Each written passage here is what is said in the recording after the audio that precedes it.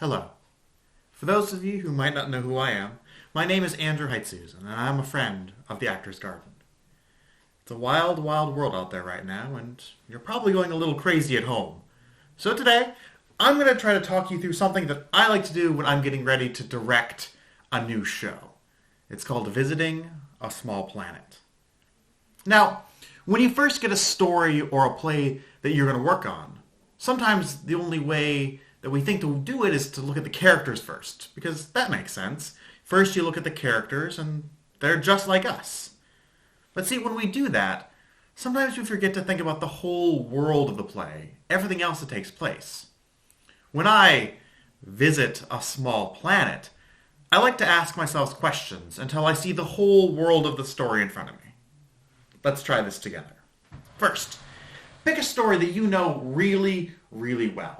Now, maybe it's a book, your favorite book, or a play that you've seen or been in, or a movie or a video game.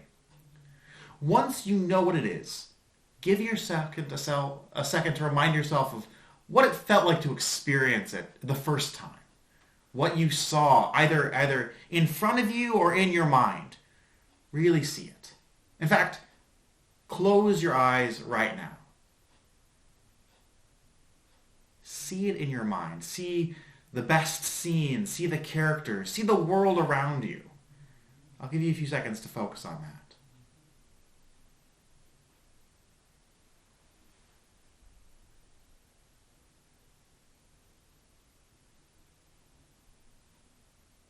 All right. You can open your eyes. Now that you have your story in your mind, now we have to build the small planet. So, let's do that together. I want you to imagine that you're holding your story in your hands. Maybe it's a book, maybe it's the DVD box set or the script, or maybe it's the whole console.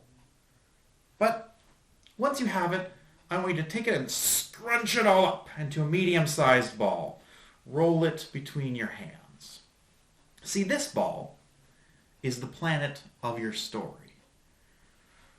Push it from hand to hand. Feel the weight of it. It should be small enough that you can see the whole planet. Not so small that you can't see the details on the surface, or so big that it's overwhelming. Squint at it and see if you can see the story in the ball.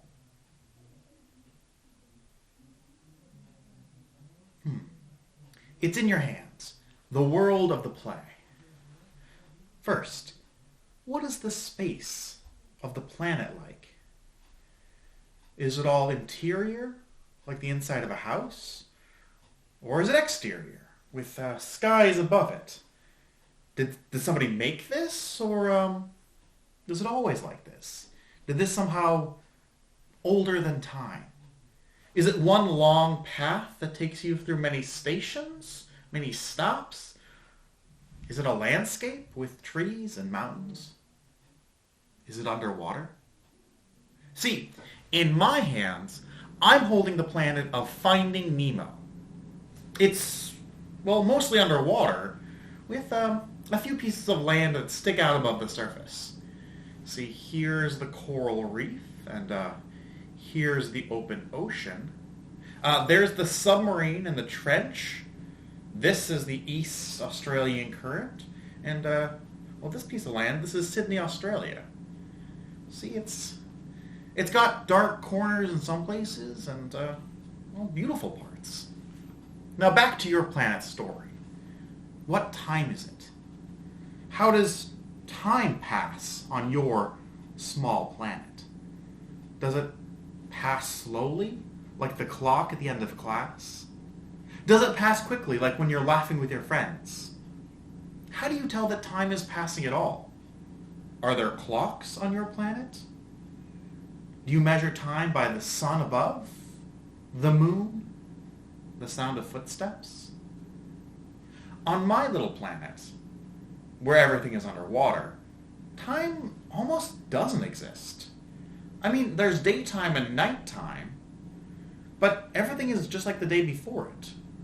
The only way to tell that time is moving at all is, well, you can hear the whoosh of the water on the East Australian Current. And, well, here's Nemo right here, and he gets bigger. On your planet, what's the climate like? Is the weather full of storms? Is it blue skies?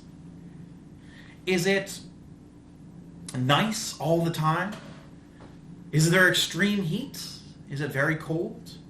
Is the environment lush like a garden or lifeless like a desert? What season is it on your planet? Is it winter? Is it fall? Or is it spring?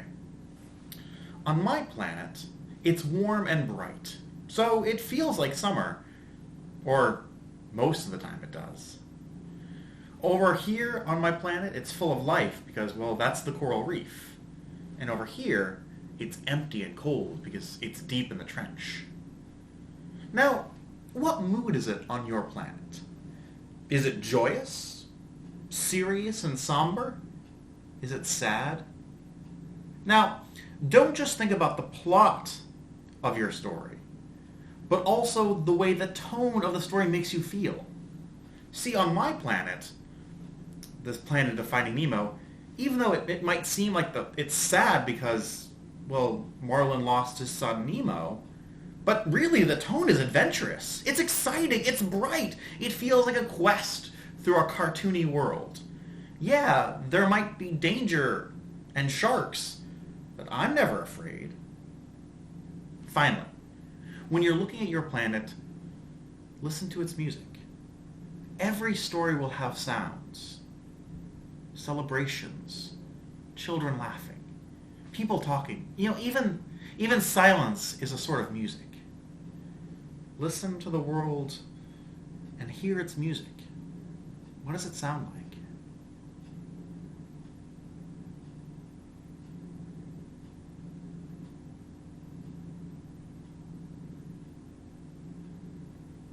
Remember, we have to think that there are no accidents in the world. Nothing happens by chance, and so nothing is unimportant. So, if everything is purposeful, then you should include